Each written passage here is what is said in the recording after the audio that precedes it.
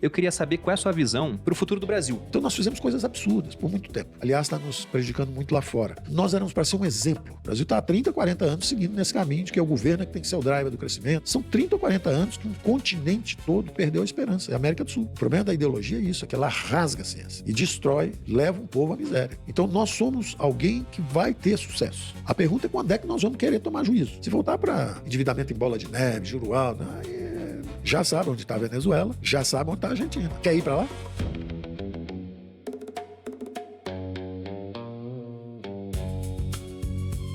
Eu queria saber qual é a sua visão para o futuro do Brasil, porque nós temos visões díspares, assim. Você pode falar com gente muito inteligente que fala, não, o Brasil vai se dar muito bem porque ele tem muito recurso natural, a gente exporta muita soja, nós somos o celeiro do mundo. Outros já dizem, olha, na verdade a gente é um país emergente, mais endividado do que a média, que está gastando mais do que arrecada há anos já, com pequenos intervalos de tempo. Então, entre essas visões, qual você acha que é aquela que tem mais chance de se consolidar no futuro? Bom, tem três grandes fatores que desenham esse futuro. Nós somos alguém que vai ter sucesso. A pergunta é quando é que nós vamos querer tomar juízo? Quando é que nós vamos querer seguir o básico, seguir a ciência? Se fala tanto em ciência. Existem as ciências econômicas. E os brasileiros, alguns políticos brasileiros, alguns economistas brasileiros, não são economistas de verdade, né? Se fossem economistas, seguiriam a ciência econômica. Insistem em fazer novidades, em criar novidades que não funcionam. O Brasil está há 30, 40 anos seguindo nesse caminho de que é o governo que tem que ser o driver do crescimento, o governo que vai fazer. São 30 ou 40 anos que um continente todo perdeu a esperança. É a América do Sul. A América do Sul foi tomada, é como se fosse assim, o que os europeus tinham vivido, tinha dado errado lá, o que na Rússia, na China deu errado. Os brasileiros, argentinos, chilenos precisaram viver. Vivemos. Já éramos para ter aprendido que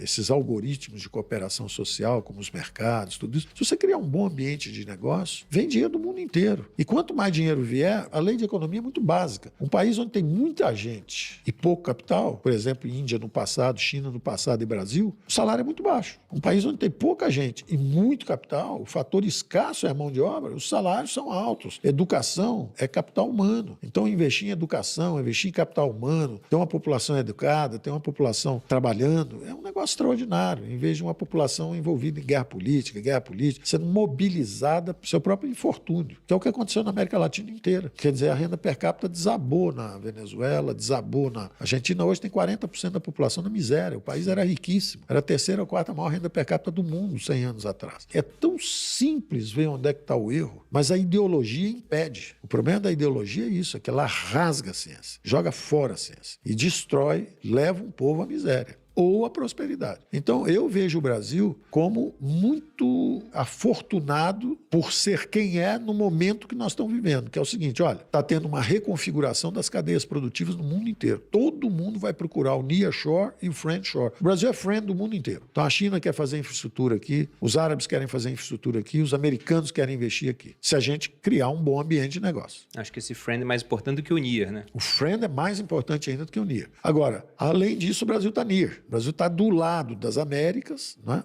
Foi um convite que os revolucionários do Tiradentes mandaram uma carta para os americanos, os Founding Fathers, através do Benjamin Franklin, que era o embaixador lá em Paris na época, falando exatamente isso. Olha, vamos juntar as Américas. Vocês estão lutando contra os ingleses, que são muito mais fortes do que os portugueses. Nós vamos lutar contra os portugueses. Nós vamos ganhar dos portugueses. Vocês estão com essa dificuldade agora. Imagina nós juntos. Nós somos mais ricos que vocês. Vocês têm tabaco, nós temos ouro. Vocês têm não sei quantas mil cabeças de gado, nós temos 2 vezes mais. Quer dizer, os brasileiros revolucionários contra o dízimo, dízimo, o quinto dos infernos, chamando os americanos que estavam lutando também contra o excesso de impostos que a Inglaterra estava cobrando e falando, vamos juntar as Américas. Ora, isso é uma obviedade. Juntar a Boeing com a Embraer era uma obviedade. Um Banco do Brasil com o Bank of America, não um banco da Costa Leste, mas um banco da Costa Oeste, que é bom de real estate, bom de crédito agrícola, tudo isso. Era um ganho extraordinário para todos nós, quer dizer, empresas transnacionais, fazer uma infraestrutura na América Latina inteira. Nós botamos um presidente no BID e um presidente no Banco dos BRICS, justamente justamente para fazer uma infraestrutura na América Latina inteira. O Brasil escoar a produção do Centro-Oeste através de uma transperuana. Você encurta em 7 dias, em vez de você ter que ir até o sul, Porto de Santos, dar a volta no Estreito Magalhães para chegar na China, você já atravessa na transperuana e já sai do lado de lá. Encurta em 7 dias a ida para a China. Ao mesmo tempo, entrar na OCDE, porque isso exige a competição de cabotagem. E aí o aço, que hoje é feito no sul com o minério de ferro que sai de Minas Gerais, vai no sul, vira aço, chega lá em cima, 40% mais caro do que o minério que foi para a China e chega lá em cima, por causa do custo de cabotagem. Então, entrar na OCDE forçaria a competição na cabotagem. Então, tem coisas assim extraordinárias que nós podemos fazer que em 5, 10 anos mudam completamente o panorama do país. Eu não vejo o Brasil na tragédia. Eu vejo o Brasil na mediocridade, que é o que tem sido a história dos últimos 20, 30 anos, ou no caminho da prosperidade, que é um caminho muito claro, mas tem que ser percorrido em todas as dimensões. Acordos comerciais na dimensão externa, simplificações tributárias, melhoria dos marcos regulatórios para trazer os investimentos, redução de impostos sobre empresas. O mundo, durante 40 anos, o mundo subiu o imposto de renda sobre pessoa física e reduziu sobre as empresas. O Brasil fez exatamente o contrário. Subiu das empresas e levou os super ricos a pagarem zero sobre imposto de renda de pessoa física. É um absurdo. Então nós fizemos coisas absurdas por muito tempo. Por isso que o Brasil é prisioneiro dessa armadilha de baixo crescimento. Então você fala, o que você vê para o futuro? Eu vejo um bom futuro. A oportunidade está aí, é a maior fronteira de investimento aberta no mundo hoje para concessão de porto, rodovia, ferrovia, mineração, está tudo aberto. Nós deixamos um pipeline de investimentos e temos condições de ampliar isso. Agora, nós temos que trabalhar nessas dimensões, né?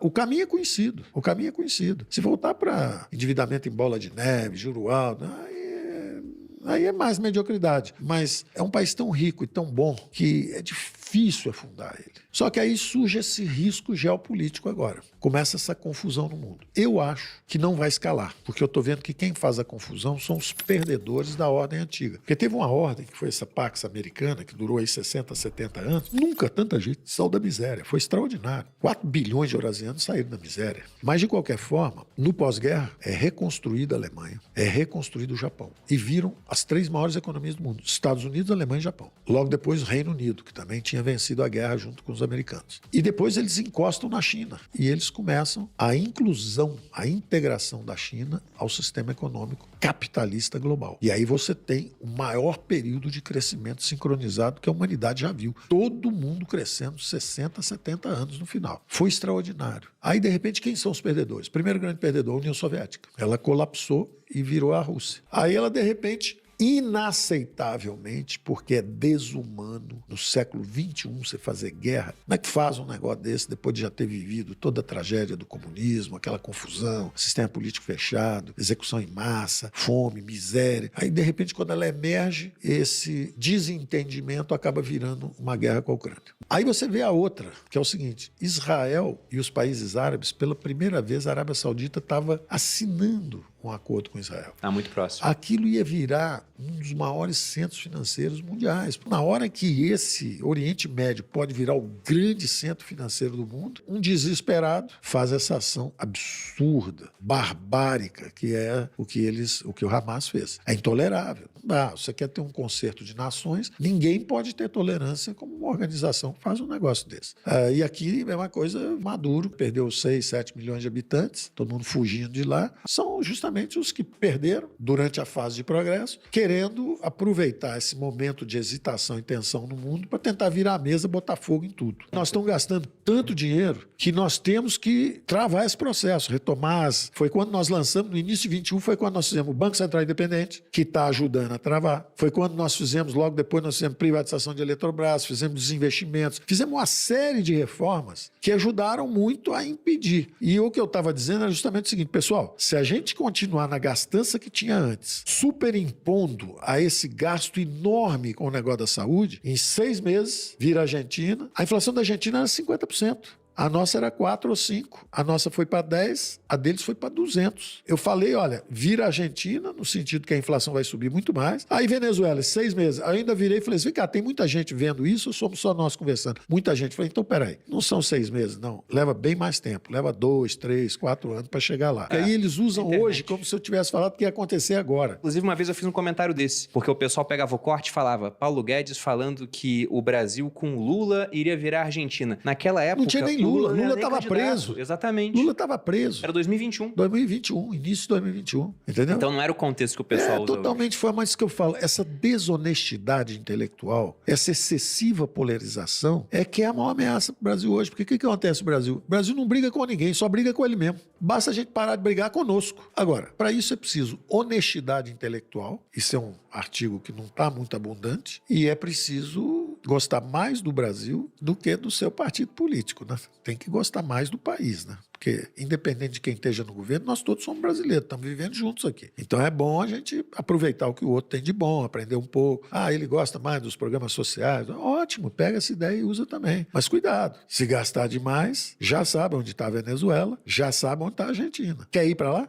A demografia, então a demografia nos é favorável no sentido de que, perdemos bônus, sim, perdemos bônus, mas também escapamos da miséria em massa. O grande desafio da Índia, da China, é a miséria em massa. Eles precisam desesperadamente sair de lá. O Brasil não, o país tem base de recursos naturais muito rica e uma população relativamente estável, vai estabilizar nos próximos 10, 20 anos, está estável. Eu diria que do ponto de vista demográfico, nós temos a desvantagem de ter perdido um pouco o bônus para fazer as reformas internas. Eu tentei muito fazer o regime de capitalização para a Previdência, por exemplo, que nos salvaria desse desafio, por exemplo, dos desafios graves disso, mas nos é favorável a demografia mundial, porque o Brasil é uma potência energética e é uma potência agrícola. Então, segurança alimentar do mundo, tudo isso está a nosso favor. A demografia é perversa na Europa, população caindo, a população mundial que vai subir, na verdade, é na África. Os países mais pobres são os que vão entrar numa dinâmica populacional melhor, porque a taxa de mortalidade vai cair com a chegada dos remédios, das vacinas, da boa alimentação, a taxa de natalidade vai aumentar. As 3 grandes regiões do mundo são importadoras líquidas de alimentos. E o Brasil, na verdade, a América do Sul é o único continente que exporta comida. Então, o futuro é garantido desse ponto de vista, porque são populações estáveis, vão ter excedentes para exportar. Nós podemos nos automutilar bastante, nos atrapalhar bastante, como temos feito. Políticas inadequadas, com guerras infindáveis para tomada de poder político, quando, na verdade, a política com P maiúsculo é servir a população, não é ver quem tem mais poder, quem prende o outro, quem ferra o outro. Isso é uma política que não é construtiva. Aliás, está nos prejudicando muito lá fora, porque no momento em que está todo mundo brigando, o Brasil, que tem uma tradição justamente, não briga com ninguém, não tem guerra com ninguém, é uma população